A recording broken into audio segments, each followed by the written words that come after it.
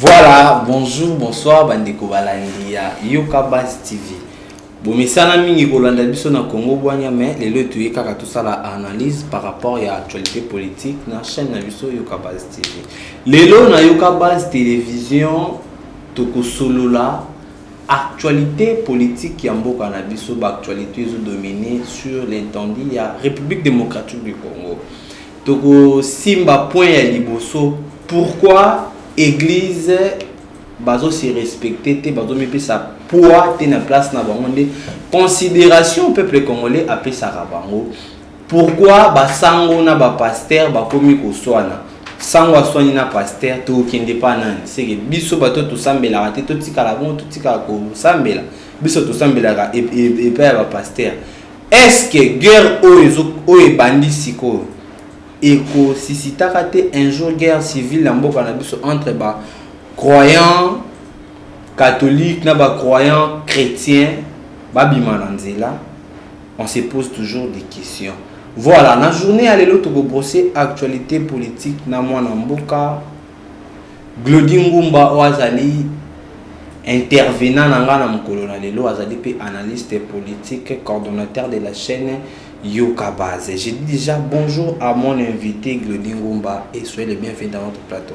Bonjour Ndeko Moura, merci Nandengo Yambinga à plateau. Voilà. Glody Ngumba. Si. Premièrement, pour notre banda déjà na premier point na biso dossier Seni. Basango na ba pasteur bakabwani. Basango balobi ke Seni ekomi politisé ba constater tribalisme moko koti na kati ya Seni yango ba mibendi nzoto. Finalement, Denis Kadima détesté par les Sango. Voilà. Basango peut ba proposer au ya bango. Il ne risque pas à ce stade si ba pasteur va proposer, Église catholique peut proposer que Bayo Kanité et pas un président, il y a Assemblée nationale à qui peut maîtriser Bango et qu'il y a beaucoup de président de la République garant des bons fonctionnements des institutions à l'Ongolia. Ils ont risqué de sous un dialogue en tant qu'analyste politique ou à l'andaka politique en tant que moi Namboka, avis ni favorable pour tout le monde problème. Bon, premièrement, la situation actuelle par rapport à dossier Seni, nga na koki ko proposer bango na président de la République na peuple congolais nyo so azolanda biso. Voilà. Pourquoi pas te kozong sa Seni na ministère intérieur? Ouais, ça proposition là. Si pour toujours mona dès le départ, depuis Tobanda, toujours na ba sango, ba confession religieuse, bango tout balaki ensemble au moment où Kabila est président, mais tout le monde a retombé au tokoya na ngoti lelo. Souffrance autant surtout vivre les arapos na ba Tanzambie wana. Donc on a souhaité lelo soki vraiment ba ko ikozongi c'est la biso Seni wana na ministère intérieur ba organiser ba élection et au sala bien pour basango bazwa pe poste yango deux fois déjà tomona abe malumalu tomona ngoimulunda rien ne change to ba résultat zaki toujours contesté actuellement c'est suka bango babimisi Denis bango baboyi donc juste c'est qui bazon c'est lango ministère intérieur basala musalango pour victoire ezonge la peuple pour na yo congolais.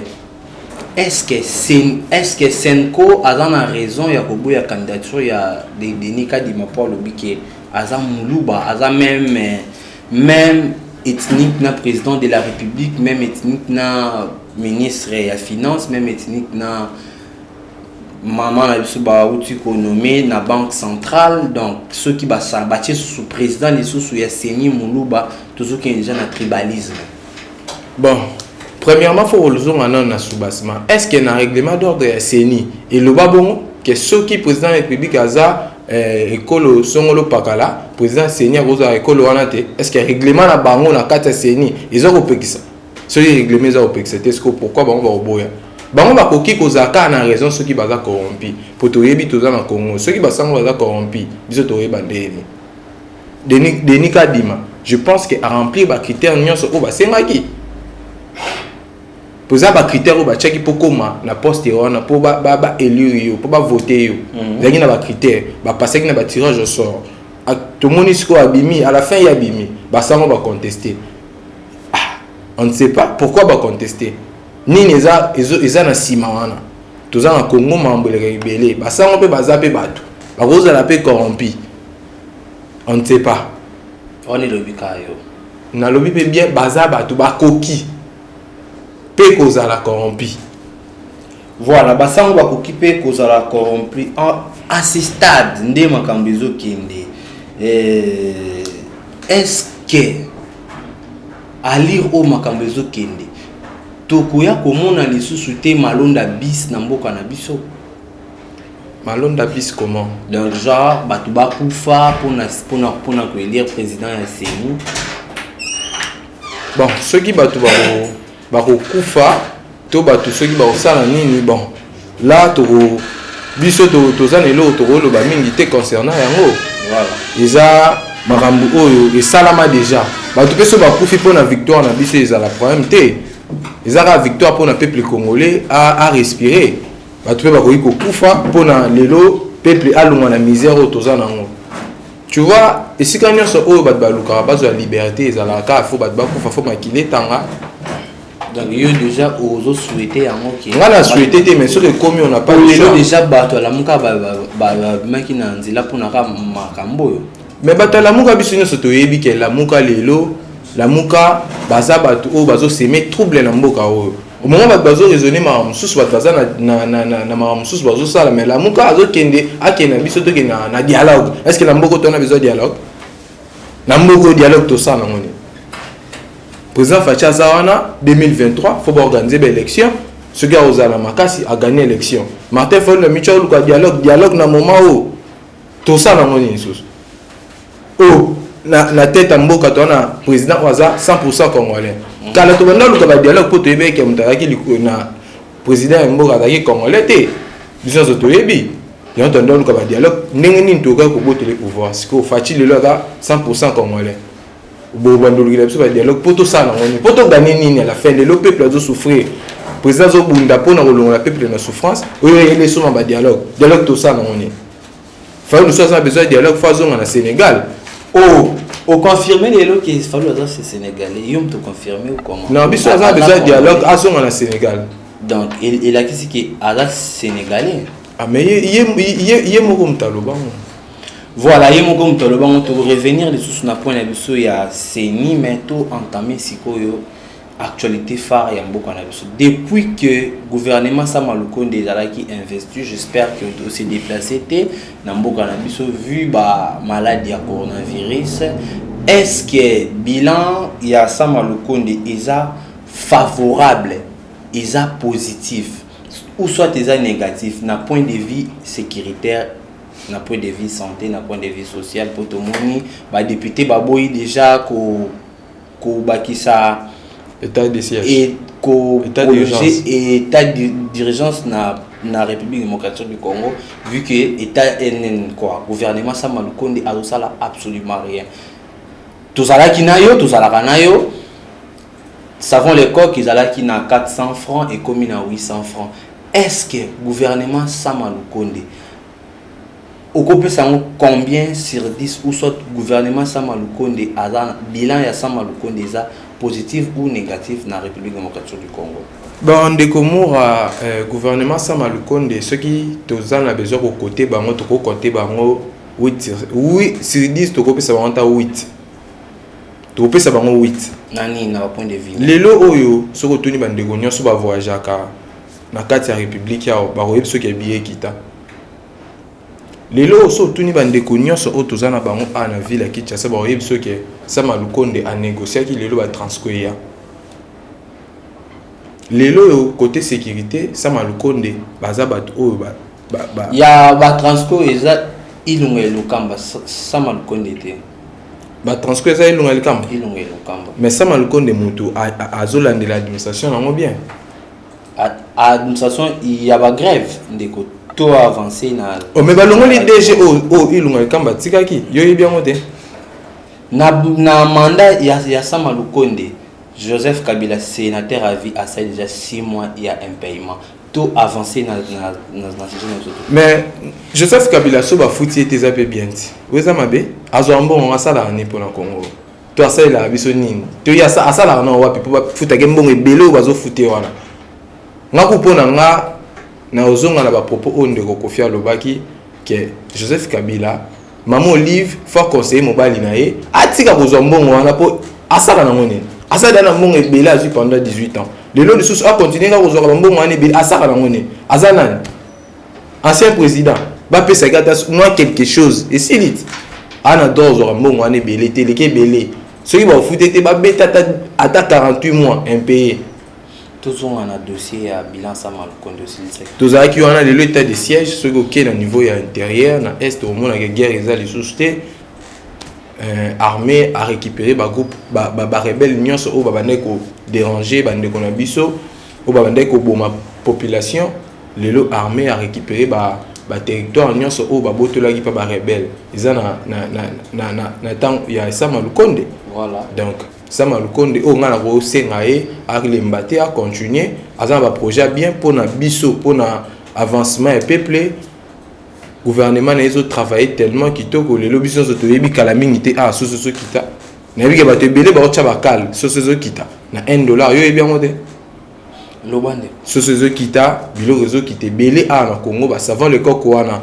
et matité na temps Sama Lukonde a commis premier ministre et matara déjà depuis ilunga ikamba et matité tant Sama commis donc côté on a faut bongisa ça te Sama mtamati on Sama de pas côté na sali inanité a sali ka quelques mois mais to moni ba changement ezali makasi lelo na kati ya gouvernement mi biba ali susute Sama Lukonde na azo coincé bango ministre nyonso sa msala na ndenge longo bani ba ministre ba commis respect envers chef na bango mais na côté ya ilukamba tu es ba ministre bazaki ba tout le monde boye premier ministre a lobby boye ministre pas lobby boye mais le lot senti que ordre côté Sama osala msala kitoko au moment où le peuple a besoin na azo répondre pe na ba besoin voilà peuple ceux qui peuple a besoin na azo répondre pe na ba besoin il y a peuple lelo gloding mbosana malobe belete na monoko j'ai te comprends déjà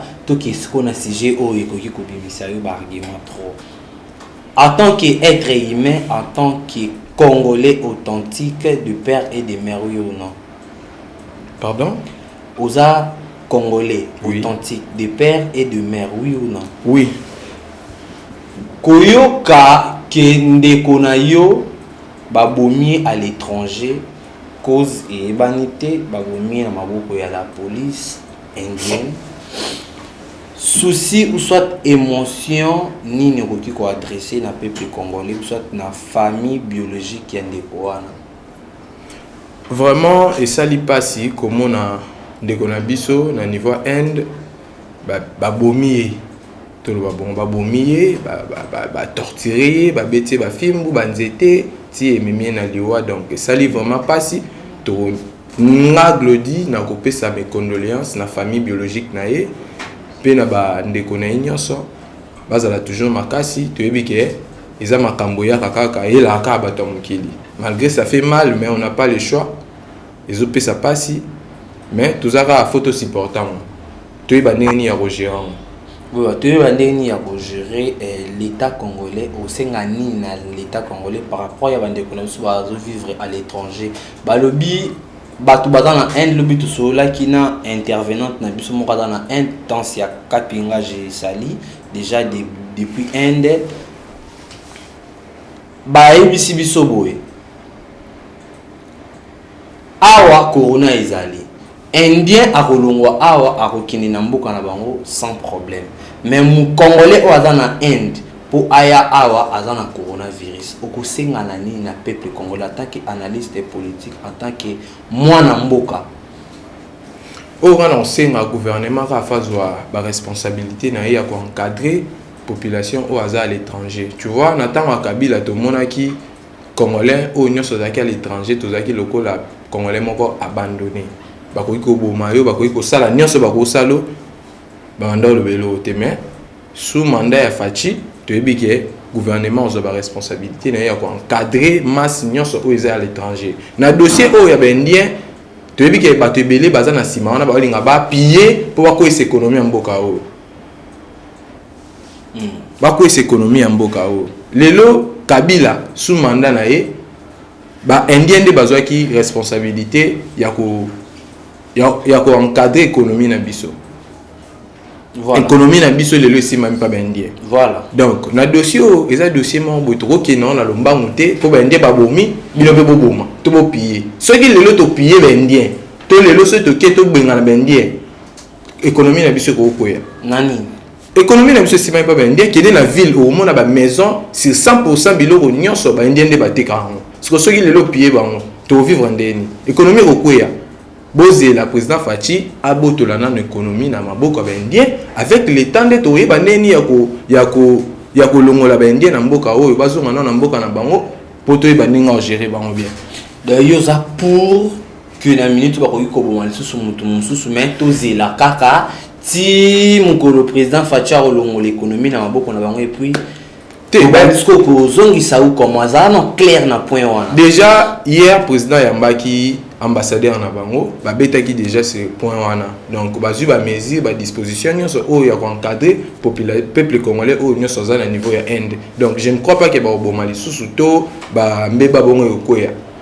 Na yebi ke ba te belé surtout bato à la muka basa besoin ba payer ba maison ba indien. So est-ce que vous problème na la muka ou comment? Mais bon on dit on ça ba kabal au banino Martin Fayulu Camerounais au les sous bato ya la muka ozanga mais ba on dit le oyo bato bazo sala ba kabal pour na ko contrer toujours ba action chef de l'état za la muka. Je vais bien noter nani lelo la muka bazo sala ba marche lelo ba sali marche lelo na temps marche antina na ngoni liboso ya parler du peuple. Bazoboya tribalisme, bazoboya intoxication ou soit Seni est dans la même mise na présidence de la République. Tribalisme où tu n'es dans la muka, Mozi toi c'est colonie. Mozi toi c'est colonie. Adolphe Mozi toi c'est colonie. On oppose nga te na posé na batu ya la muka. Voilà. Aza colonie so bolande bien. Aza ekolo mona Martin Fayulu ndeni batu bi balé. Ba leader ya plateforme moko bino balé boze ekolo moko. Tribalisme ezande wana. Mais so yé na union sacrée mona ke tozana batu ya ekolo boy tozana ekolo boy tozana ekolo boy. Donc côté on a tribalisme ezana pas na bango mofo bon ça na tribalisme na kati ya la muka. So ba bongisa nga pe ba ya pe ko éduquer batu libanda. Au moment bino mona ndako na bino bo lambité après ça ba ninga balamba. Ezalaka. La muka azo marché pour na koboya memise na kati ya seni mais yo lobi ke tribalisme e bandina no na la muka. Qu'est-ce qui prouve que na kati ya union sacrée tribalisme ezate? Tribalisme ezate pour le loso ke na niveau ya Sénat au moins ke papa baati aza ekolo mususu. So ke na niveau ya Assemblée nationale au moins ke papa mboso aza pe ekolo mususu.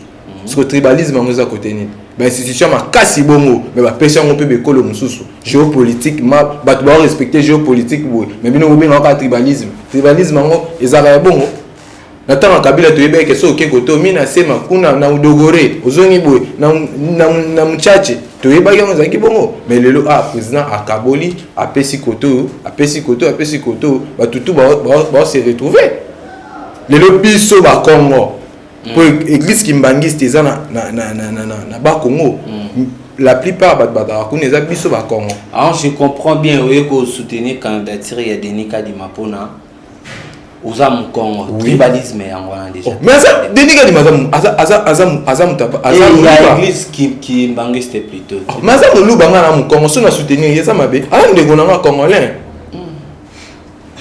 Ala ndeko na Congolais so na soutenir ye mabe zapi. Union sacrée. Bon voilà, to chité sikoyo na question oya suka auto kabwana yo Glody Ngumba Je vous rappelle encore, il est Glody Ngumba, analyste politique, coordonnateur de la chaîne Yokabaz TV. Glody, depuis que le président Félix Tshisekedi est au pouvoir, 3 ans déjà, toujours qu'il est déjà peiné à l'élection, bilan général de Félix Tshisekedi Tshilombo, est ça positif ou négatif? Point de vue convergent et divergent, il y a yo. Est ça positif, na point boy, est ça négatif, na point boy. Pour petit mot de la fin dans 5 minutes au kata. Bon, bilan il y a président Fachi, est ça positif. Pour l'année, est ça positif. Positivité na on a point boy, pour négativité na on a point boy pour aider. Bande aider bato ba Rolanda biso ba comprendre que ils a positif na point beto ba kisabu ils a négatif na point beto ça la peut comme positif sur le plan économique to le baké ils a positif pour la nini lelo oyo ba fonctionnaire ba doit futa maté mais sous mandat Fachi ba to futa so OK na fonction publique au moins na ba fonctionnaire nyonso bazaka na esengo na munoko basoda babanda futama te leo bazo futama basoda armé et vandi calme na mandat Fachi mais tant kala to yebaki ba papa na biso basoda babanda futama te surtout que côté santé to yebi ke ezokende bien malgré ba fiti bazé belé bazoliaka ba mbongo ezokoma ba médecin te ba détournera ba prime ba médecin pour ba médecin basaka grève pour retour wana la président Fachi ezokende bien surtout que côté il y a enseignement gratuité enseignement to yebi mwana na yo mwana na nga mwana bato nyonso bazotango fele surtout que na niveau campus au mona ke lelo étudiant nyonso bakoma osala ba TP na bango na internet oza ofele je pense que na aussi ça nyonso te pour ceux na loba nyonso loba ma bilan positif après lo asu ya mabe oyo moni ya mabe o nga na moni ezaka ka lelo président Fachi o misa pour réaliser promesse à la Kaibiso. Promesse à la Kaibiso Zali, à l'obéi na biso qui est à commissaire santé au félé. Mais non, ça y a monté, à mon détour, la biso n'y a pas beaucoup d'enfants. De négativité, la bilan a Fachi Zara pour la point de vue santé. Bon, on a monté jusque là. Mais si on a vendu bien à raisonner, l'émission est royale dans coquille koya sukoloba. Voilà, mot de la fin non par rapport à ba sujet tout sololi. Mot de la fin na ba sujet nyonso auto sololi na kosenga na justice na biso ba continuer toujours. Na bosa na ki côté surtout que sous côté justice. Biso so to yebi ke ba intouchable le lo ba komo kanga bango. Tala le lo matata ponyo zolila. Matata ponyo ba yaki ba homme fort, ba Kalev ba mona na les sociétés. Fachazaka mabe. Ba John Numbi lelo tout la moussi azaza Fachazaka mabe état de droit ils ont régné partout in a fin fond le nom là eska na sala na zo bango yiba po IGF ya ko enquêter nga Fachazaka mabe Facha sali ebele donc nga na yeba teke ba kanga pe ministre na yeba teke ba kanga DG na yeba yango te mais sous mandat Fachi na Monique pe lelo ba ko mo kanga ba DG ba zo kanga tout le monde ceux qui oyibito sali lelo comme mabe bakangi ozala ndeko Fachi ozala nani bakangi ben touchable bazali société ça déjà avancement ça développement moko ya kitoko donc bilan na eza vraiment 100% kitoko 100% positif. Voilà, je vous rappelle encore que Azak Glody Ngumba, coordonnateur ya Yokabaz, analyste politique, jeune leader ya coin nae. Après si ba point de vue nae nga pe na poser ba question nanga ba mambutu oya lobby est concerné kakaye. Glody Ngumba lobby ke Glody Ngumba a lobby ke Martin Fayulu aza sénégalais. Glody Ngumba lobby ke désordre tout bozomona na kati ya ville province ya Kinshasa o ba kuluna batutu ya mabe bazo déranger pouvoir à Fachi eza batu ya lamuka eza kakaye. Merci na ba abonné na biso tout bolandi biso, merci na ba internaute na biso bolandaka biso mingi bosepelaka na ba intervention ya Glody Ngumba. Il est toujours là to oyambaye na ba émission o ezali kolanda. Glody Ngumba banko bosa numéro de téléphone na ba bosepel na analyse d'intervention ya Glody Ngumba bo contacter na numéro na e Bon, numéro de téléphone, plus 243 49 76 965. Donc, numéro yango na WhatsApp, vous avez besoin de benga, to comment, to ebaneni au développer. Voilà, nous sommes déjà à la fin de notre émission. Je vous aime bien, je vous kiffe. Tous les abonnés de Yokabaz TV. Bye, à la prochaine.